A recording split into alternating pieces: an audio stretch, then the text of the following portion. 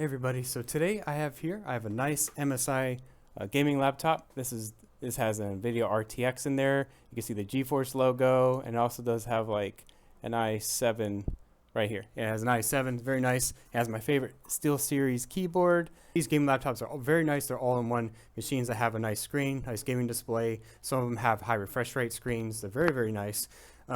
And they're mainly gaming machines, right? So what you're mainly going to do on it is game. And unfortunately, over a long period of time, especially if you're playing games a lot, very frequently for many, many hours a day, the video chip just eventually does go out. That's just kind of the nature for these ones. I'm just going to give you guys a little bit of comparison from a tech shop standpoint, on our stance mainly on gaming desktops versus gaming laptops.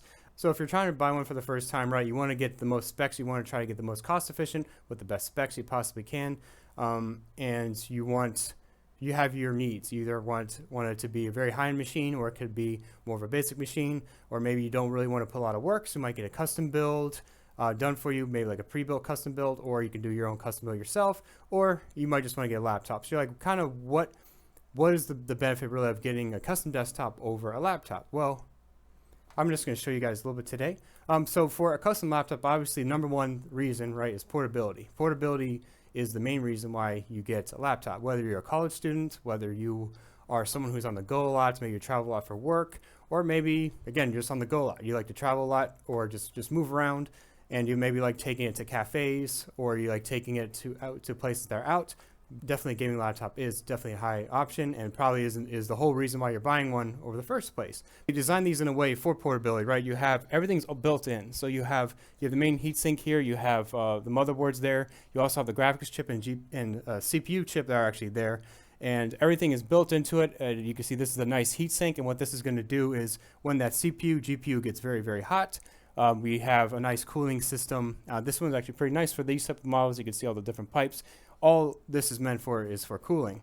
Especially if you're in your bed, you want to make sure that you keep, this is the bottom cover, that these ventilation holes are at least open so air can come in and then air can go out in the exhaust for the fans. You want to make sure it's very well ventilated. You always want to make sure you play on a flat surface. That's why you have rubbers underneath the bottom of any type of laptop, so air ventilation is going to actually be very nice. If you don't, you're going to suffocate the machine, cook it, and it will die pretty fast, especially if you do that for maybe a week straight, or if you have gaming sessions and you do that for even a short amount of time, it can definitely cook the laptop.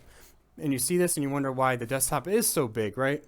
Is that it has all these, this is a very, it's a very, very messy desktop. I think it's a custom build. I don't think it's a pre-built, but it's custom build. You have lots of things here, right? You have the CPU cooler. You also have your main GPU here. You have your CPU cooler. You have lots of power cables. You have lots of things that are going on. So obviously this kind of negates the whole entire portability thing. It's very, very heavy. You can actually get ones that have a very small board. They're called ITX cases, and they're called ITX cases, and they have ITX motherboards, which is a form factor. It's a much smaller one. You can probably see one maybe it gets like this. I'll also put that picture here. Yeah, they're very, very small. You can get one of those. They're actually a little bit more portable. They're a lot less heavier. The only thing about that is for newer graphics cards, there's the RTX 30 series. They're very big cards. It's very hard to fit one of those in efficiently and cool efficiently than into the new ITX builds. Otherwise, you're going to have to get ones like this. This is a mid-tower ATX case as well as ATX board. Or it's MATX board, actually. It's a smaller one. You see, that's why there's a little bit of room towards the bottom there. So for portability, this one isn't really going to cut it. Obviously, you're going to get a laptop if you want that. Another thing for portability is, if you actually see here, there are Thunderbolt ports that some of these Intel ones actually have, and you can actually connect an external GPU, an external shroud that you can get more processing power for your video chip on there. You can just use it all in the external. Or if you don't want to buy, or if you want to buy more of a basic laptop that has like an i7, an i5, and you don't want to even have one that comes with a video card, you can also get one of those, and you can plug it in via Thunderbolt ports. It's not going to be as good as something like this, which is going to be, this is a nice video card that's going to actually be connected via PCIe. You don't get quite the bandwidth there, and you might get some more latency because it's not directly tied to the board. It's going to go through a cable. It's going to go through your Thunderbolt port, so the bandwidth isn't quite as high, but it's still pretty nice. It's going to give you at least a nice option.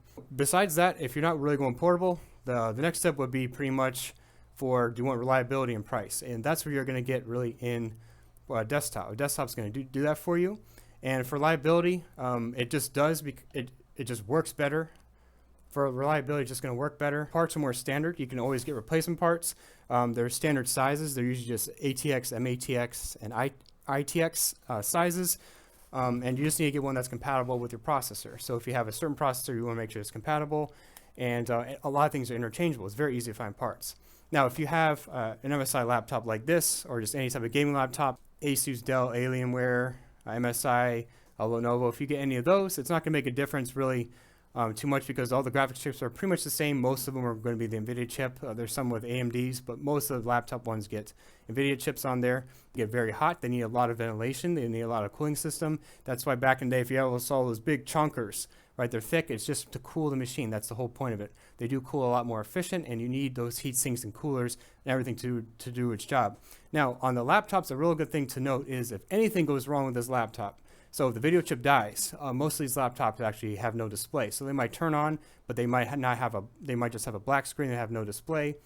This guy actually he was playing games and it kept blue screening over and over again while he was playing game.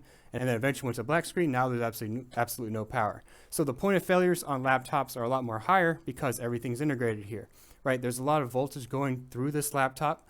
There's a lot of different things going on here.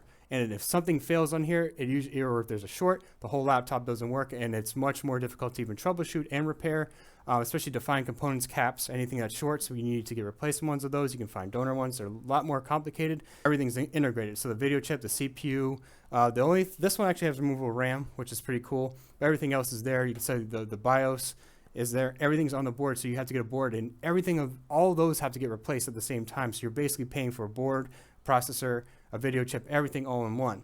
And if one of these things fail, if you don't get a display, then you have a problem there. Now, obviously, they're nice because you can get a screen, you get a keyboard, everything's a bit more compact, but you're just basically paying for portability. If you have a desktop, by the other chance, everything is more modular. You can swap it out, like I said before. Also, another good thing to note is you can see how small this cooler is compared to a graphics card, like a normal graphics card here. This is an older one. This is a 980 Ti, actually. It's a nice one. But you can see the difference, right? The heatsink in the cooler, just for this. The reason why these graphics cards are thick, the reason why your desktop is bigger, that you need more airflow, everything needs to be cooled, right? The whole point of a desktop tower is to cool everything. So you need to make sure that you have good ventilation. You want to buy the best case you can. The one I have here isn't for the best example, but it's a show compared to a laptop. These cards also do come, you want to get at least one with maybe like a dual fan, or if you come one with a triple fan, the thicker the better, because it's going to cool it more efficiently. Yes, this is a full laptop trying to be cooled, and this is how it kind of should be. Look, this is almost the same size as this, but this is just for the video chip only, not for the motherboard, not for components, not for CPU, everything else. You can even see how small the fans are. This is actually, for example, is a very, very, very nice heatsink and cooling solution for this type of laptop. There's lots of ventilation holes. And there's also the fans are big, and especially heatsink is very thick. It's very nice. Now, next thing, and probably the last thing, is really price. The basic beauty of a desktop or a custom build is price. So if you want to, however much you want to spend, you can get. If you want the best performance, you can spend a fortune. If you just want something to work, you can spend a lot less, or you can cheap out on certain parts if you're doing a custom build, or if you're doing a pre-built too. They're actually pretty good nowadays, especially for getting graphics cards, because they usually come with them obviously included. So you don't always have to have the latest and greatest high-end machine.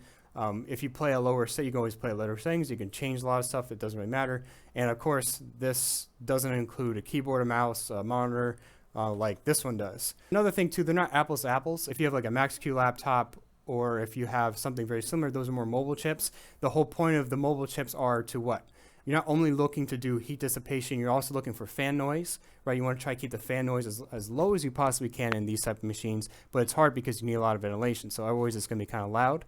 You're also looking for performance. Performance is something that you always look forward to, right? Because you're paying for the machine, but then you always have to factor in battery life too. Now, battery life doesn't just come from the CPU, it also comes from the GPU, it also comes from the screen. So you have to count all those factors in, and there's a certain voltage requirement on these things that you don't want to go above, and you don't want to make sure when you plug it in, it just doesn't explode. This has a power supply, and that can power all that. It's not worried about battery life or anything else. You're just getting raw power from the power supply. So you need to make sure you get the right one for the right graphics card, especially it's a little bit different nowadays. So Once that's not a consideration, then this is definitely another way to go. Again, all the parts you can kind of get yourself. If you want to buy a very nice card like a 3090 Ti, you can do that. Or if you just want to get something very basic, maybe like more of a 1660 or 1660 Super, something very basic, you can do that as well. If you don't need as many hard drives, you don't have to buy them.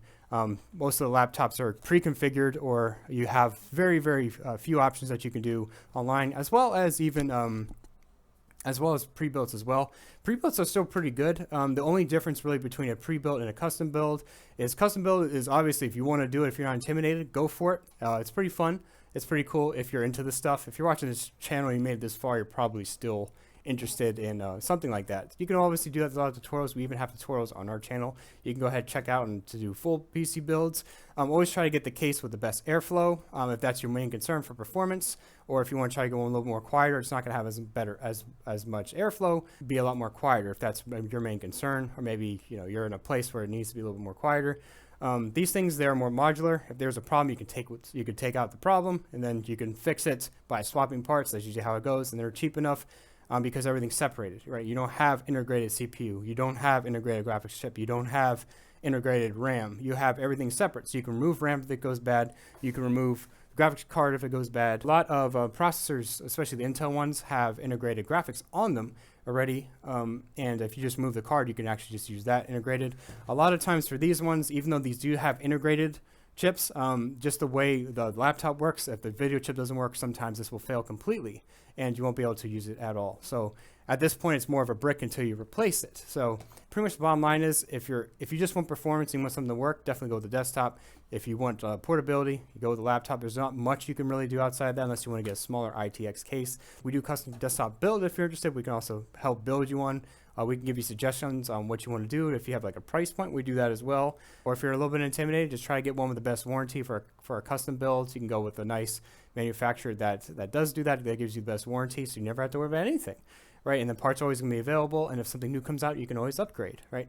For new things, if you have a laptop like this, if something needs to be upgraded, you're always going to be standard with this. There's nothing to upgrade. You can't upgrade anything maybe outside the RAM and sometimes the hard drive.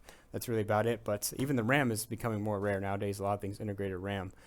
And so anyways, guys, I hope you guys just took a consideration from a tech shop standpoint on about custom desktops and laptops. I hope to give you just a little bit of a nice comparison on probably what you should be looking for.